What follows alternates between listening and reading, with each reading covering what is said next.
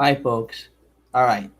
Quadratic equation in standard form, right? Now, we did this before, but the it was very hard to read it. So I'm doing this one more time here to give you a clearer picture. Now watch. Minus b over 2a. What is that? That's the axis of symmetry. B over 2a. That gives you x. What is that going to be? Remember, in a quadratic equation, this is a, this is b, and this is c, right? B in this case is 8. So we cover a negative, it's a negative 8 um, over 2a. And you got 2 times 2 is 4. All right? That's what we had. Now, what you got is, actually, you could probably make that. Well, anyway, we could, anyway. Then you have a negative 2 as your x. Let's put the x as being negative 2 right here. That's your axis of symmetry right there. Okay? All right. We got there. All right? Are we on the same page? Okay. I made that a negative 2, so that might change some things. So let's go with it. All right?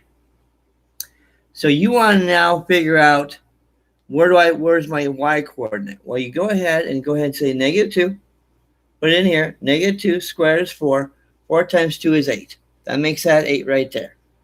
And then you have negative 2 times 8. It's going to be a negative 8. Negative 2 times negative 8 is going to be a 16. It's going to be, since that's a net, we're making that a negative there. If I make that a negative, then this becomes a positive, though. That's the tricky part of this. You see, if I make this a negative 8, which I just did, then this really should be a positive, because that's a negative and a negative. That should be a positive. Okay? I'm going to try that. Follow along what I'm doing here. I'm thinking that as I'm going, okay? Let's change that to 2 and this to 2, okay? Because I just made that a negative. Let's do it that way. 2 times x squared is 4, 8. And let's say that's 2 times 8 is 16. 8 minus 16 is going to be a negative 8 plus 7, right? Negative 8 plus 7 is going to be what? That's going to be equal to negative 8 plus 7 is going to be equal to negative 1. So you got a negative 1 as your y. So a negative 2 and negative, that's your y, x and y right there, right? Well, look at that. Now you got to understand, this is a positive. So this should open up like that, all right? So we got 2x minus 8x plus 7. That's what we've done. Now, what we're going to do now is we're going to get to use that, I like to call it t-chart, where we use x and y, or that can be called f of x if you want to. That can be also called f of x.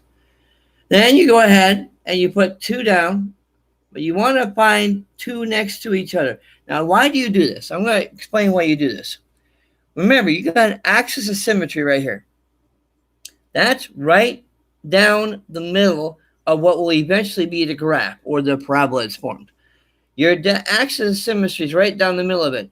And you try to find points that are very near this axis of symmetry so you can make it easier to graph it. So you try to go 1, maybe 2 from this axis of symmetry, 1, maybe 2 this way, because the axis of symmetry is right down the middle of the graph. It's right smack down the middle. So you got 1 or 2 this way and 1 or 2 this way, and therefore that's what you look for, is a point. You got a point 2 there, you look for another point right here. That point right there is 1, but it's going to be a negative 1. You got negative 1, negative 2. And then you're looking for, oh, no. I'm not going to make that mistake again. That may be why I made a mistake.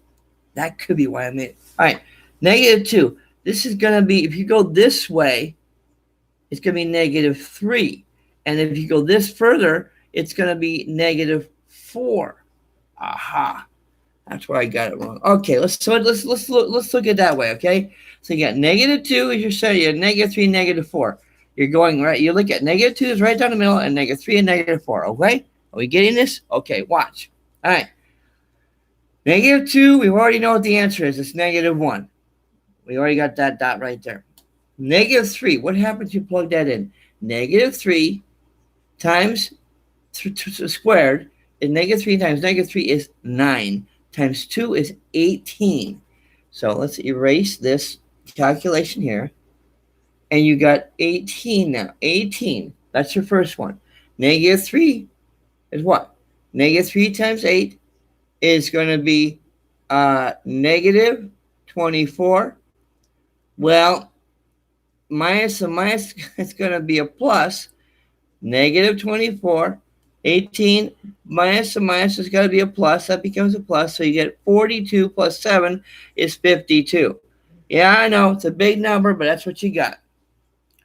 52. And it goes all the way up there, 52, right?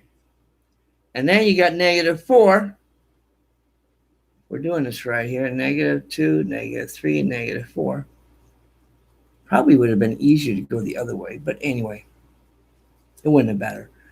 And so we got 52 is up way up here somewhere, 52. And then you got 4, negative 4. It's again negative 4 times 4, negative 4 times 4. Negative 4 is negative is 16. 16 times 2 is 32. 32. And you got negative 4 times 8 is going to be 8 times negative 32. That's going to be a positive 32. So you're going to make that positive 32, 32, and 32 is 64, 71. So you're further up 71 and negative 4. You got the same idea. You're making it like this. Friends, I'm sorry. I did it again. I made numbers that were way too out of line.